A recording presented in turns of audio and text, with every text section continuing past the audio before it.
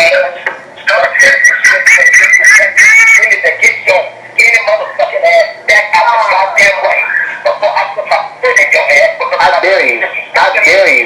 I dare you. I dare you. Shut the fuck up. I'm old.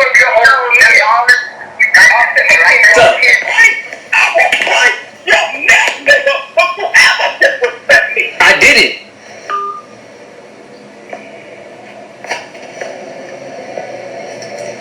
He just hung up the phone.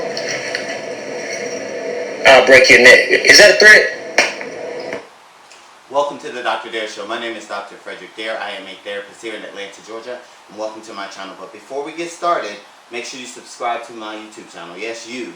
Subscribe, like this video, share it, and click the little bell at the bottom of the screen.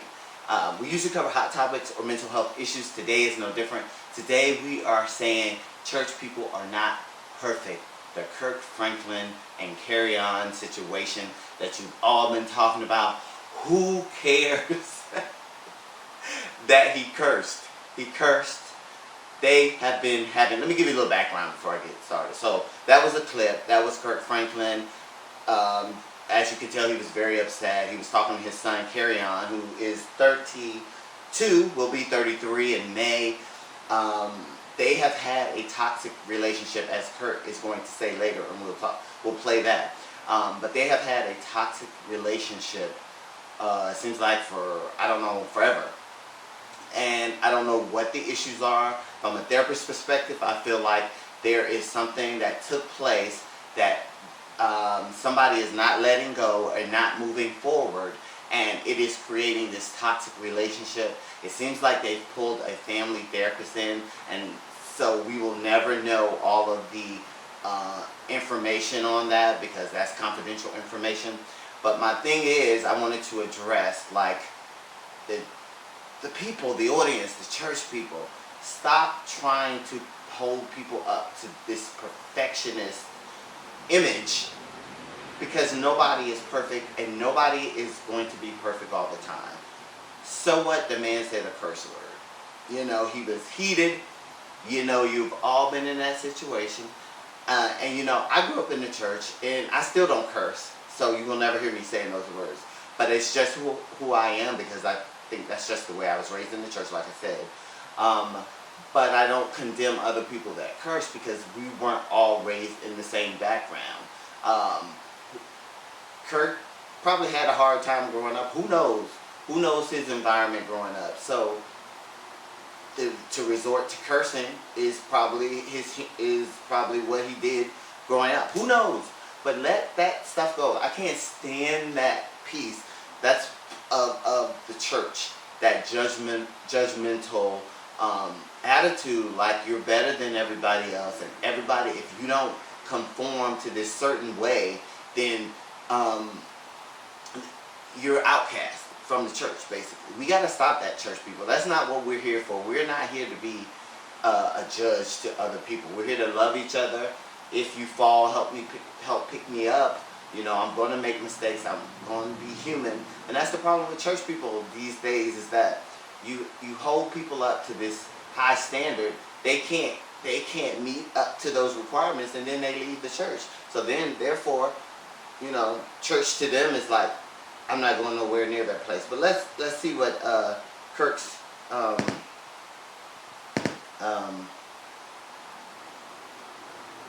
response was to this. 3. For many years, we have had a toxic relationship with him as a family. We've tried for many years through counseling, through therapy, to try to rectify this private family matter. Recently, my son and I had an argument that he chose to record. I felt extremely disrespected in that conversation, and I lost my temper. And I said words that are not appropriate. And I am sincerely sorry to all of you. I sincerely apologize. I want you to know, as a father, that during that conversation, I called the family therapist and got that therapist on the phone to try to help. He never played that part of the recording. I'm not perfect. I'm human, and I'm going to make mistakes, and I'm trying to get it right. Please keep me and my family in your prayers. not perfect, trying to get it right. None of us are, Kirk. I mean, I'm glad you apologized. I didn't feel the need for it. I knew that you were in a heated argument with the family member, with a private situation. Human. We are all human. We have to let go of this judgmental attitude that we have as church people and just as humans in general, because we all do it, and none of us are perfect. We all make mistakes. We can point the finger at the other person because you're not in that situation right now, or you're not familiar with that situation, but you got your own situation, and you know you do, and you know you do things, say things, act a certain way that if somebody else saw it, they're going to condemn it.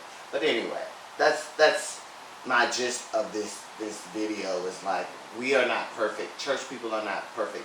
I've seen so many relationships destroyed,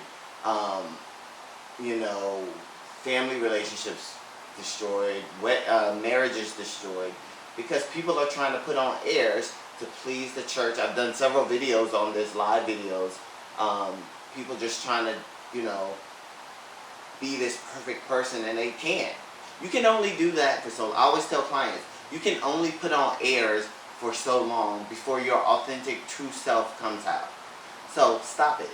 Stop beating Kirk Franklin up about this. There is a lot of people that are supporting him. So I want to read some of the comments that I saw on some of the Facebook pages. Like, this one person says, the way he is cussing makes me look at Kirk Franklin different. If that is a man of God, I'm not following no more. Really? But what are you doing at home? Stop this. But then you got one person that says, this is one side of the story. If you have a teenager, young adult, he probably did something super disrespectful. Plus, people kill me acting like pastors and figures in the church community are not human.